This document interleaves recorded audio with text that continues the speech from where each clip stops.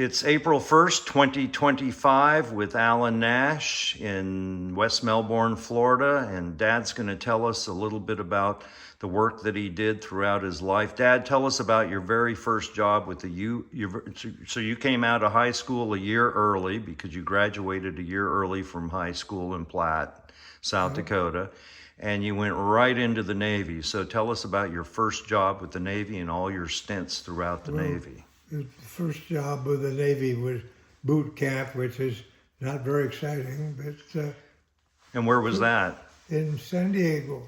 Okay. Yeah.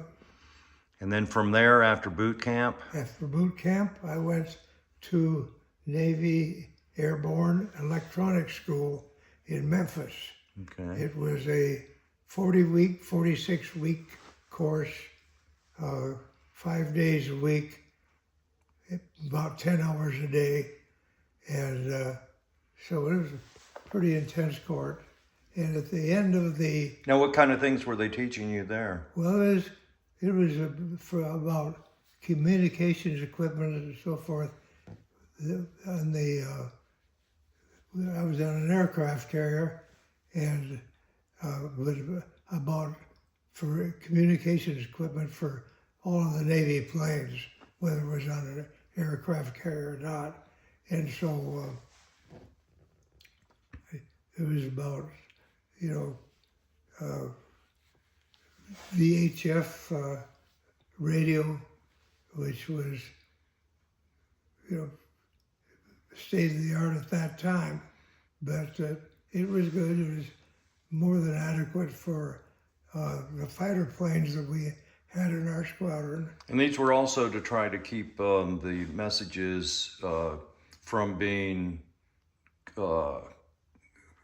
picked up by the enemy. So this part of it wasn't, but later on we were. Okay. So we were involved in the electronics in the squadron, and if anything went wrong, we got, upon landing, they had what they called a squawk sheet, which was the complaints about this radio did not work on they didn't channel 16 or something like that. Right. And if it was a dive bomber, there was what they called, which was classified at that time, toss bombing. That as you went down, instead of just shooting straight at them, as you pulled out, it measured the G's, and at a prescribed time, it would drop the bomb, and that would toss it right into the target, hopefully. It worked pretty good. Yeah. So after you graduated from the school in Memphis, where did they, after you were, where did you go from I there? went to Norfolk, Virginia for just 2 or 3 months, and for an advanced course that was more advanced towards the equipment we were actually going to have on the planes in the squadron that we were in. And I was on a fighter squadron, but the fighter squadron was one squadron of 18 planes, and there were 4 other squadrons in what they called the Carrier Air Group, and we'd all go on the carrier together. 3 fighter squadrons, and then 2 attack squadrons, like I called them, that did things like dropped these dive bombs, things like that. And I was never involved in an actual war. Right. Directly.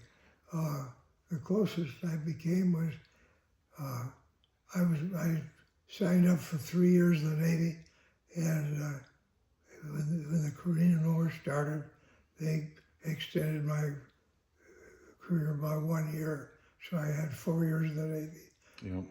So when you got done with Norfolk, what was next?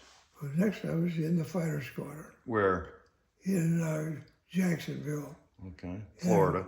And in Jacksonville, I was in Jacksonville from June of 49 until December of 50, at which time we went, I volunteered for what they called air sonar school. And at that time there were plans for two things. One is ducking sonar from a helicopter, which still works. This was from 1951 when we were testing it and designing it, and till now. And so they're still using it. It ducks. This is for satellites to search for for submarines. Yes, and the interesting and it's scary. At the time that we were testing these in offshore in Key West, the helicopters they were supposed to use. So from Jacksonville, then they sent you to Key West? Yeah. Okay. That's where I went to school for that and testing. And the one test we had was aboard a substitute helicopter that wasn't strong enough for that heavy tube type equipment that they had in the sonar equipment. And so there was a Navy helicopter, Sikorsky HO4S, and it was two engine helicopter, one engine, two rotors, and but it wasn't strong enough to lift all that equipment. So what they did is they removed the skin, and I've still got a picture of one of those. And there was a helicopter with just the struts on it. And we were sitting in seats inside of all those struts. And we were hanging them 12 feet or so above the water, going chuggity chug chug. You were listening over earphones, and it was so noisy you couldn't hear anything. So it wasn't much of a test. But if primarily thinking about if that thing were to sputter, you wouldn't even go glug when you went down, because there was no body. And but we did have a defined way out. We never tested it, but we had a way out. And believe me, I had that memorized. Right. So then after Key West, what After happened? Key West, I had a choice of going into a helicopter squadron, and I decided that wasn't terribly interesting. And I had an opportunity to go into a blimp squadron in Lakehurst, New Jersey.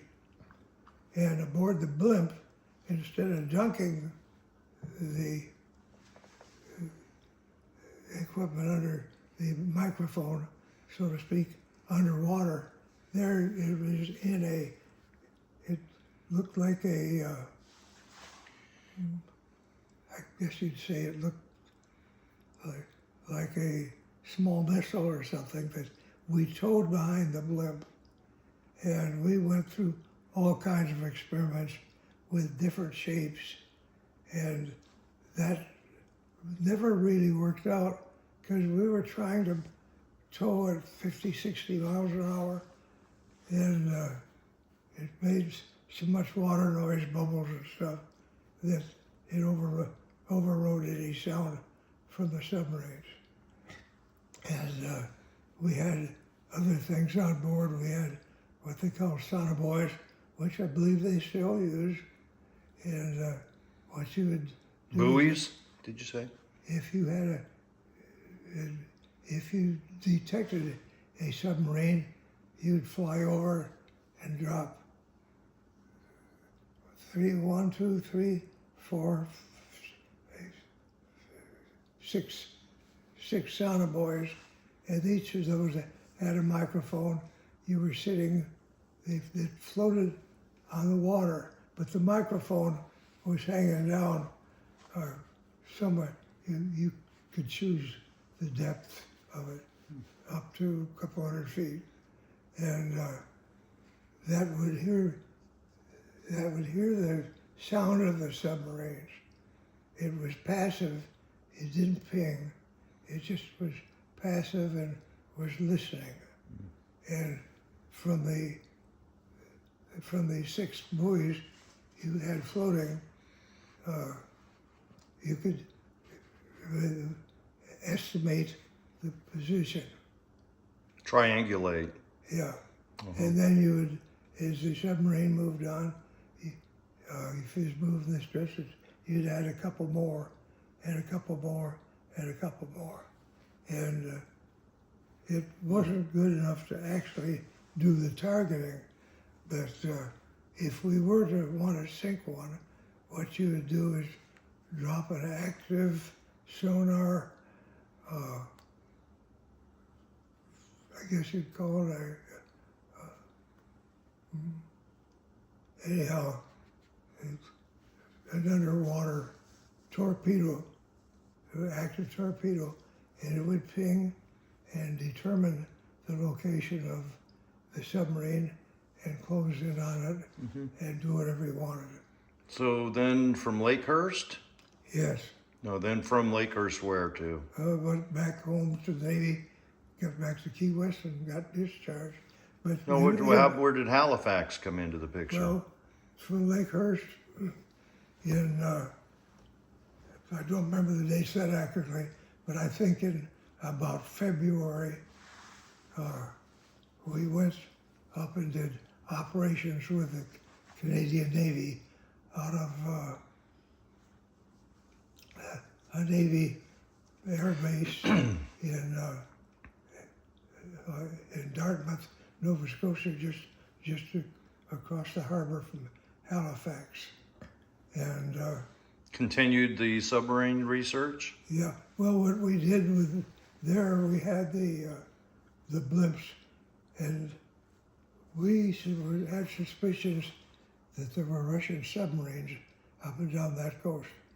During World War II, that was one of the primary places for Russian submarines, because there was virtually all the convoys to England from the United States would leave the United States, take the ships up to Halifax and go into Halifax Harbor and get the final loading and everything, and then go from Halifax to wherever they went, which was primary southern England. And of course, at that time, there were the North Atlantic was buzzed with submarines, and they sank a lot of ships.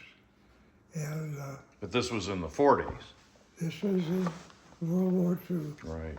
So this was a follow-up from World War II to Yeah, this was a to follow-up. ensure that if there was another war that That we would be upgraded. And now So we- so were any of these was that mission classified in any way? oh yeah, it was classified that we even had that stuff aboard the blimps. Oh, okay. And So how- why did they send you back to Key West to be Well, discharged? just to be discharged. Seems like a long actually- ways to go just to be discharged. Let me go through this a little more. We went up there, I think, for 3 or 4 weeks, and the plan was the blimps would go home after 3 or 4 weeks, and I was to have gone back in a blimp, but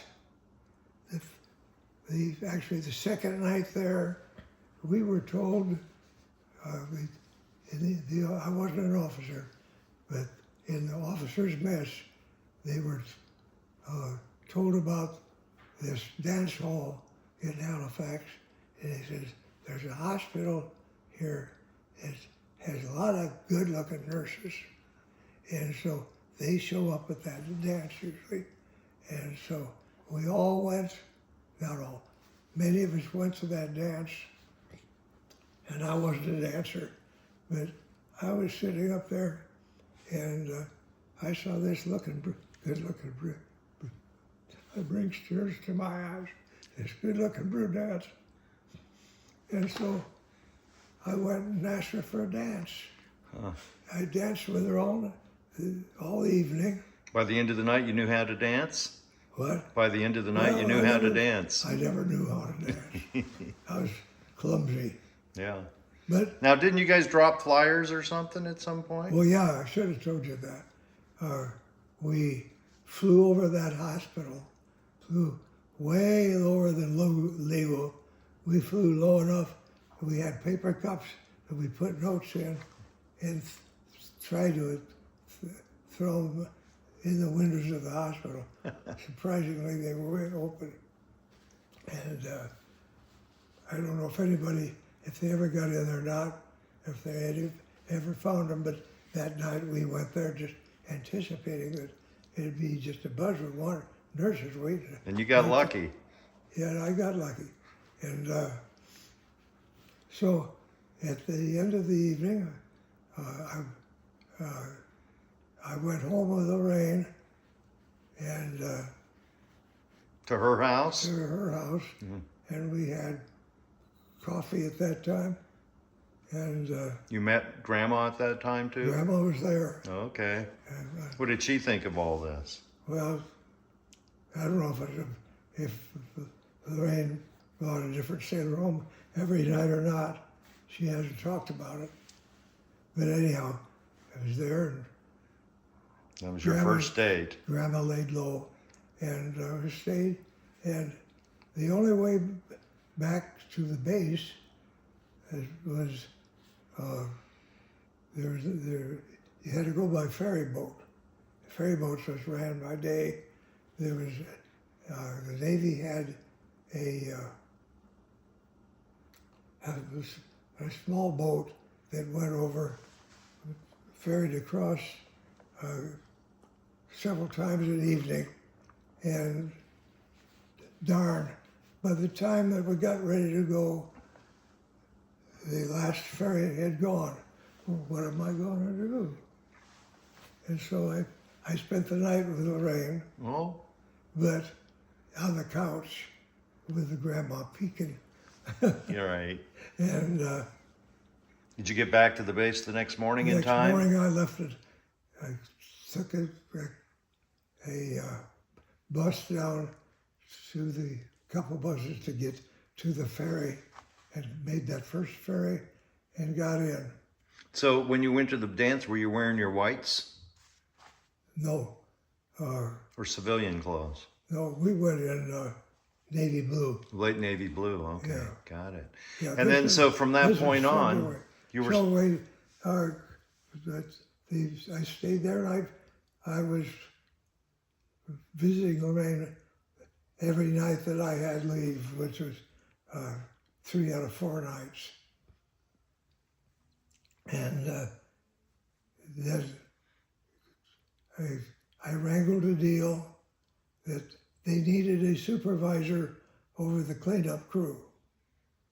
Well, I had no experience in that kind of stuff, packing all the equipment to take back, but I was managed that job. Nobody wanted it, and so I was able to get it, and stayed until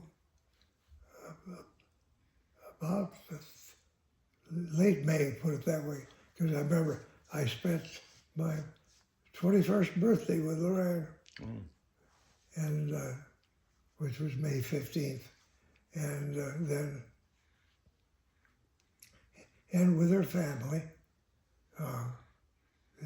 Lorraine and her twin sister and mother didn't have a car, but there were 2 uncles there at the time, and they took us and ferried us around, went and saw Grandpa and Grandma, and things like that, and went and saw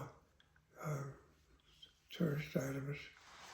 Right. So, did you propose to her before you went? I thought about it, Yeah. but I thought, God, I sure like her, but how are we going to do this? I'm going to go back to school. I'd already been accepted at the South Dakota school lines. And I was going back to school. That was about 3,000 miles away, as I recall. Right. And so how are we going to work this? Now, Yeah. but when I got back home, So you went to Key West. I went to Key West till June 17th, June 16th.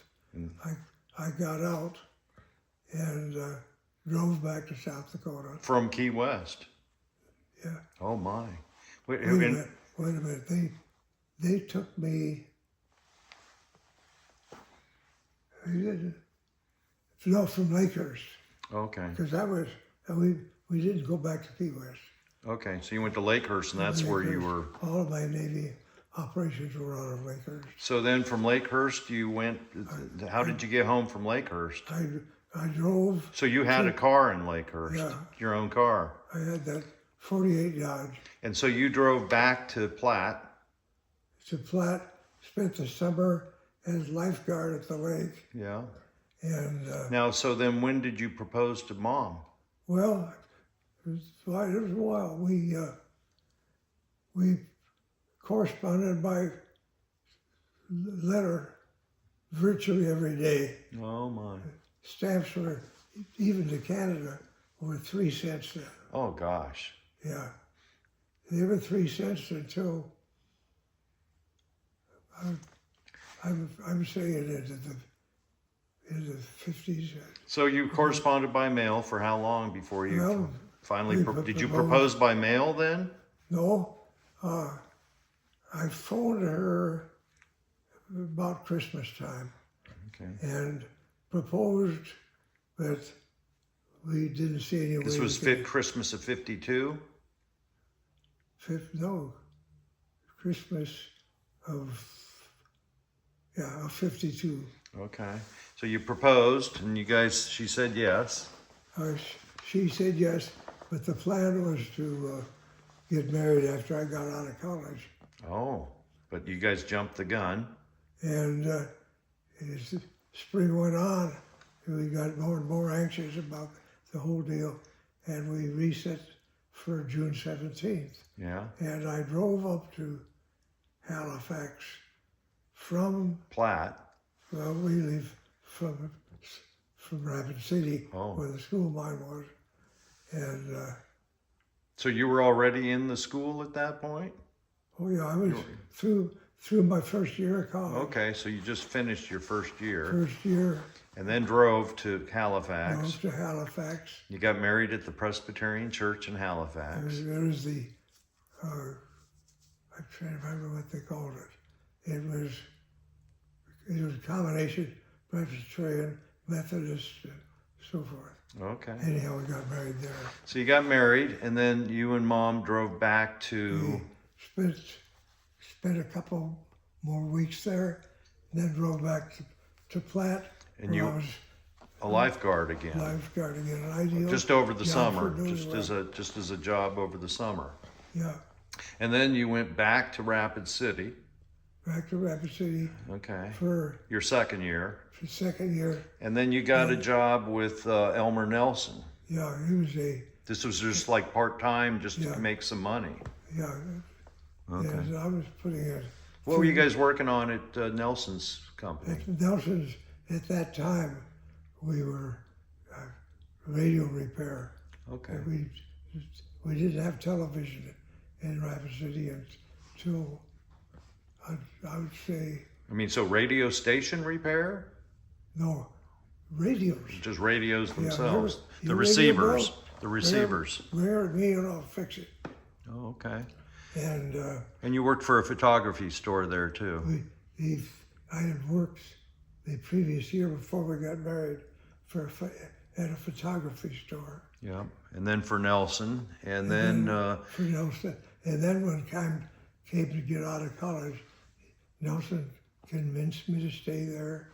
We had a small business called TEPCO Electronics, where we built electronic test equipment. I have one patent for electronic equipment to test the high voltage circuits in television. Oh. And The television receivers or broadcast? this is receivers. Okay. So, so you're out of college. So you did 3 years at I did School of yeah, I did 3 more years of school. So Got 3 out of full college. years then?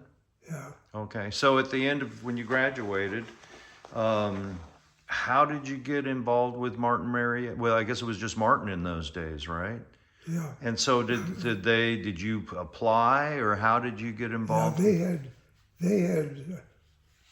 Recruiters? recruited when I was still in the school, Oh, and I decided to stay with Nelson. And after 2 years, I decided this isn't going to work out, and so I recontacted some of the same people that I had interviewed before, and they pulled me up, brought me in, gave me a job there at Martin. at Martin, and Now, did they help move you from Rapid City to the Denver area? oh yeah, Okay. they moved me to Littleton, Colorado. And so your first job, real big job, was with Martin. And what was your very first thing you did for Martin when they hired you? What was your first Well, it was- project? Project was we hadn't flown a Titan yet, Titan intercontinental ballistic missile, and that's what we were working on. So your first job, you're working on the Titan. Yeah. And what were you doing on the Titan? I I mean, was testing it. We had vertical assembly buildings, which held up to 6 Titans. The height of the Titan, which is just over 100 feet. oh, And we had on every level of the Titan, which was probably 6, we had electronic equipment. And so that was like 57?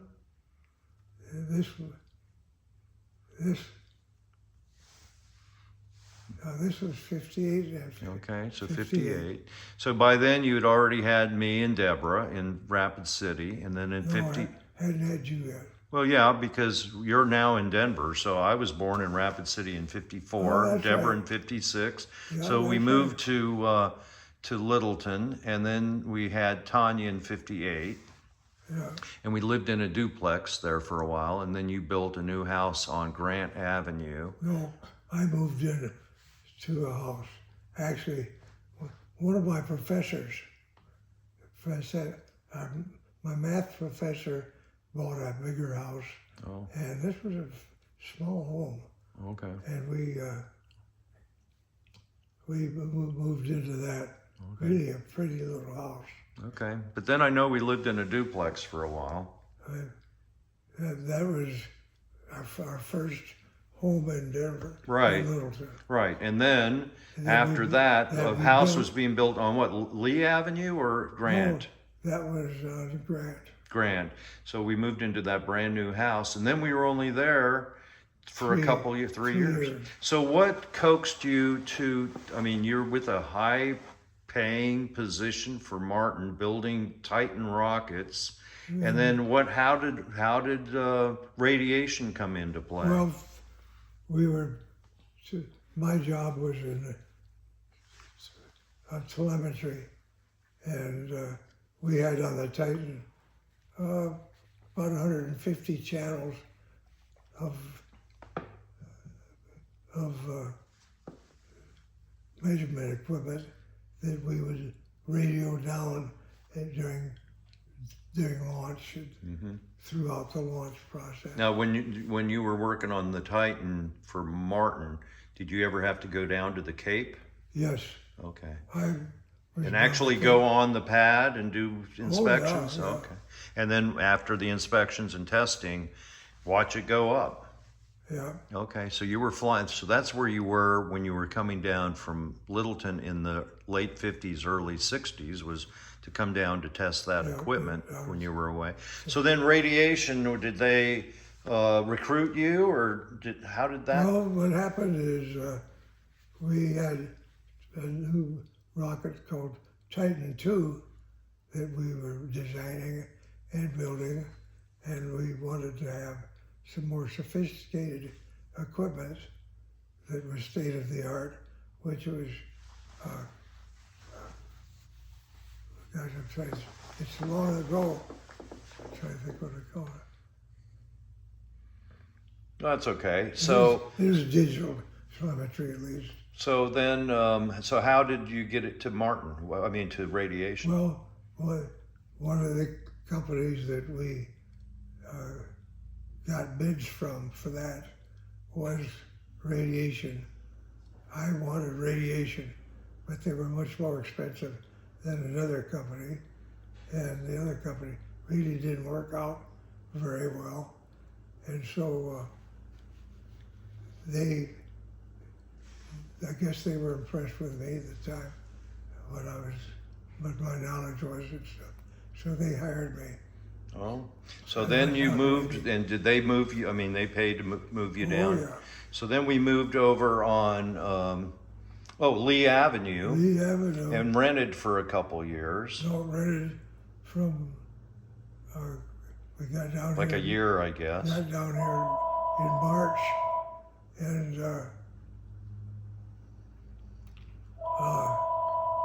we had a rental house on Lee Avenue, Right.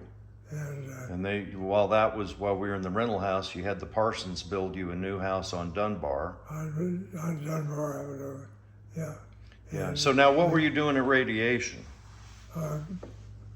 designing electronic equipment for doing just what I had been buying. Right. And in fact, my first job was to come up with a rudimentary design for equipment for the Apollo, Right. under contract to Cedar Rapids, Iowa. Trying to think, can't think of the company right now, but so we built it for them, and flew it on Apollo, and So that was one of your first big that missions. was my then. first job in radiation. Right. And the second one, or there's things in between, but the second big one was to build equipment for the lunar module. We modified the equipment that was for the Apollo itself, and then had the similar equipment modified for the lunar module. Right. And from there on, built similar kinds of equipment for other programs throughout the years. So after we landed on the moon, and which was something that John Kennedy said we're going to do, and there was a lot of funding through Congress to do that. If I recall correctly, right after we landed on the moon, we kind of reached our goal. And there was a recession, I would guess, at that point in time, and Congress pulled a lot of funding from NASA and the space industry, correct? And so there were massive layoffs in the Cape Kennedy, Florida area in the space industry because Congress cut off the funding and Yeah. so there were massive layoffs, and that's when you got laid off by by radiation, and subsequently started looking for Yeah, another well, job. Martin found out about it, and the people I'd worked for before recruited me, and I went back there. So they paid for you to go back to Oh, yeah. to Littleton. You found a house. So you went back before The family did. Yeah, well, because of those massive layoffs, it was a difficult job. We had to sell our house at a loss, Yeah. and Mom stayed back until she sold the house in March. And in the meantime, you found a really nice house on I Crabtree. did. And got it while we were still here. You renovated it. I don't know what you did. New I carpet. And purchased it. purchased I it. And, sent pictures to Mom, yeah. and we agreed to purchase that house. Right. It was So, great. so we moved back, and then what was your first project when you went back to Martin? Oh, God. So that was It like was- 1971. oh, I know. That was 71. Yeah, it was 71. They were just starting the Landing on Mars project. No people, Now, what was that, Viking? that Viking program. And it was interesting because the previous programs I had were just a little piece of a big program. You know, building the boxes for something else like a Titan.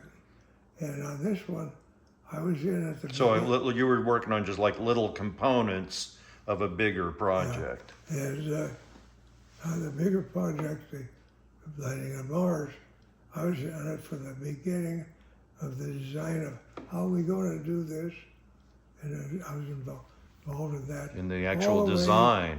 Yeah, and And then instead of making widgets, you were actually designing the thing.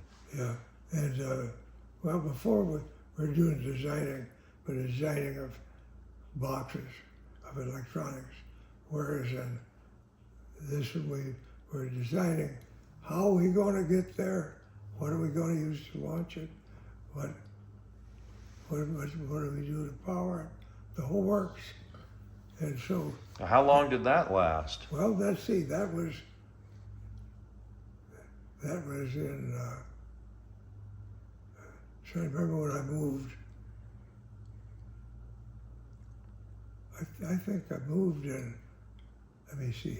Well, 71, we moved to Denver. Okay, in '71, and then in '75, we came down here for 6 months to prepare and launch on a Titan, launch the equipment that went to Mars. So Viking 1. Yeah, Okay. So that was 75. You were down here how long? I was down here until August. Okay. So that was just you, Mom, Tanya, and Sherry. Yeah, and when the kids got out of school, they came down to the Cape. Okay. We rented a house. All right. Where in Cocoa or? No, on Cocoa Beach. Okay. So, and then how long was that? Well, I was down here until we landed on Mars. So you were here until it actually reached Mars? Yeah, Oh. yeah, we were until it reached Mars. We got here in 75. We call it was early 70s, 76. And Oh. we were on an orbiter that was built by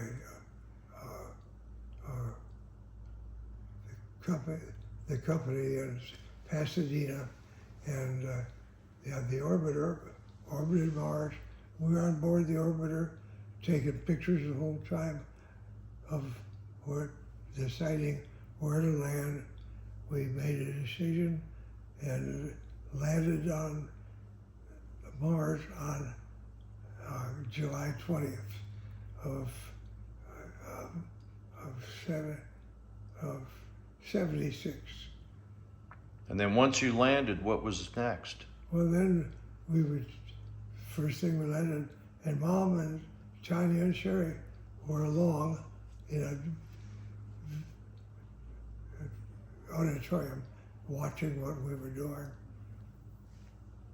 And so they were able to see the just as we did, the first pictures of Mars from the surface.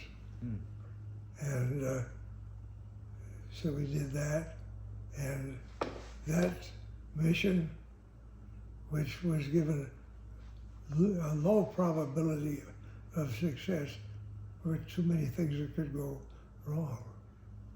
And But you made it. We made it.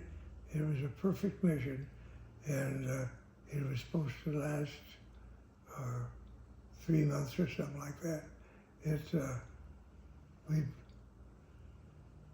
We landed it, and then we had a second one that we landed 2 or 3 months later, and I stayed on board. I was one of 4 lander leads. It was interesting. My boss, Rex Houston, had probably 100 people working for him, and of them, probably, I would say 70 were Martin people, and roughly 30 were NASA people. It was interesting. We had NASA people supervising people who were then were Martin people who were supervising over a combination of NASA and Martin people. For instance, I was one of 4 lander leads. Every time when we were, I should add that we had, I forget the exact time, but as I recall, a Mars day is 24 hours, 36 minutes. And the bad news about that is you'd go to work and you'd be there when you had communications with Mars. And that was just the daytime hours. Otherwise, it was on the backside and you couldn't Yeah. communicate. So we had to match up to that, and we had 4 days on, 4 days off, and during the 4 days off, you could do what you wanted to. They would send us, once a month they would send us back to Denver to be home with the family or whatever When did Mom and the girls go back to Denver? when school started. Okay. So you finished that mission and then you went back to Denver. Then what was next? Well, back to Denver. So now Viking is in the rearview mirror. What was the next? What was the next big Viking, project? Stayed active for 4 or 5 years afterwards, just with a skeleton crew out there. Yeah. And I came back to Denver, and What was your next project? the next project I had was a highly classified project, and it was Which is probably, of course, that many years ago, Yeah, 50 it years was. ago. It was, you couldn't talk about it at the time. You couldn't even say who the customer was, Right. which was the Navy.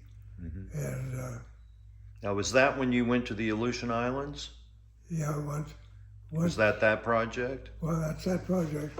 I was there, and again, we were involved in the design of that project, which I won't say what it, Well, you can What it don't did. give us any details. no, I don't think anything's classified anymore. It was- 50 years it ago. was looking for communications from the Russians. I don't want to say Looking for their communications? their Oh, communications. so rather than doing It was spy work. you were basically trying to intercept their communications Yeah. from the Aleutian Islands. Okay. Oh, yeah. All right. But we had satellites up. We were intercepting them from these satellites, and transmitting to the ground to the Aleutians Why the Aleutians, though? worldwide. We had some Guam Aleutians, Guam, did you say? Britain. Guam, Britain? Britain. I went all to Britain once. Right. Uh, So that was all intercepting communications from the Russians. attempting to. Yes. Okay. And did you have to make any progress? Can't talk about that. Okay. And so the Aleutians, that's what you were doing there, and then you came back to Denver, and that then was, you that and was only a couple of weeks. right, but nonetheless, you came back to Denver, and then you and Mom went to Scotland for a while. Well, that was several years later. Okay. So what was in between? Well, we were still Doing the intercepting or attempting to? designing of more equipment. I spent 2 years at the Navy base at Washington, D.C. So And that's when you then guys I, moved back to Washington? Yeah, I flew back. I worked out of Washington Naval Research Lab for 2 years. So you guys rented the house out on Crabtree and bought a house in Virginia, and that's when you were in Virginia. Yeah, And so you were again still subcontracting in a sense with the Navy. yeah, And similar project is what you were working on with the Aleutians? same project. Same project, okay. And then so that was what years were that? 80. Well, it was. 88 I was there. in Washington, D.C. Trying to remember. I'm I thinking think 80. when did I get out? 92 you retired. 92. So I was there during the 2 years during the mid '80s.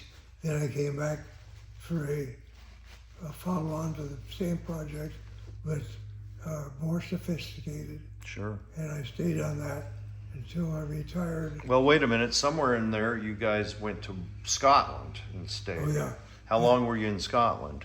a month. Oh, is that all? It seemed longer than that. And same project. Same project. So just And another basically- receiving station like the Aleutians. Yeah, and basically the same job that we were doing in the Aleutians. So what was your last project before you retired? Same project. So Well, same yeah. project from the And- time that you did the Aleutians spy project Yeah. right to the very end, you were still trying to intercept Russian communications, Yeah, and the which was yeah, probably, I well, mean, the- was encryption involved in those yeah, days? Wow. No, one of the, I was going to say something interesting. I lost it.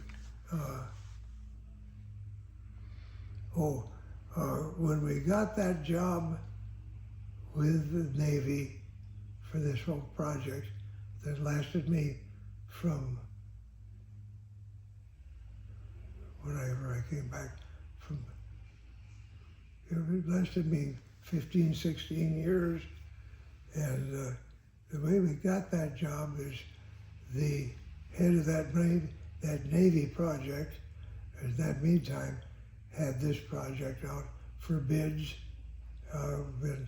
against Boeing, Lockheed, 2 or 3 others, and they interviewed the people that were the head of the project going to Mars, and they gave us such an outstanding review that was the reason we got this job. Neat. So that was right up into the time you retired. It was the same still project going on. and it's still probably going. I mean, it's still I don't going. know. I'm I sure don't know. it's probably completely different now because of technology changes. That was the last thing before you retired in '92. Yeah. So you retired in '92. So out of all your jobs, what was the most challenging job you ever had?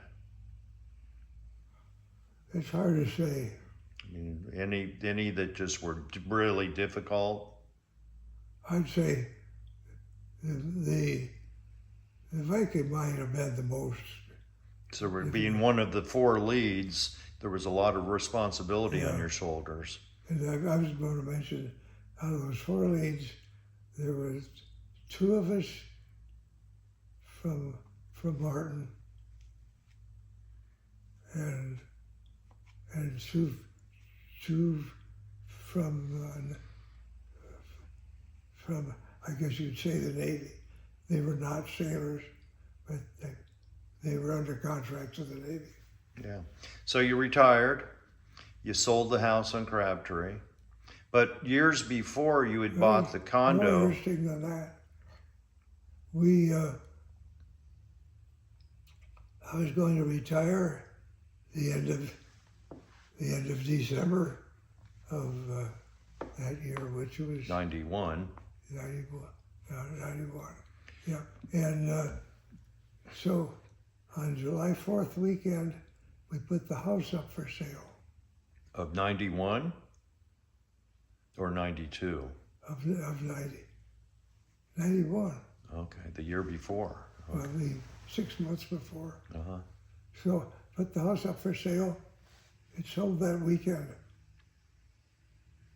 Oh, and sold it the first weekend. Yeah. So So we took and rented it. We moved the major portion of our stuff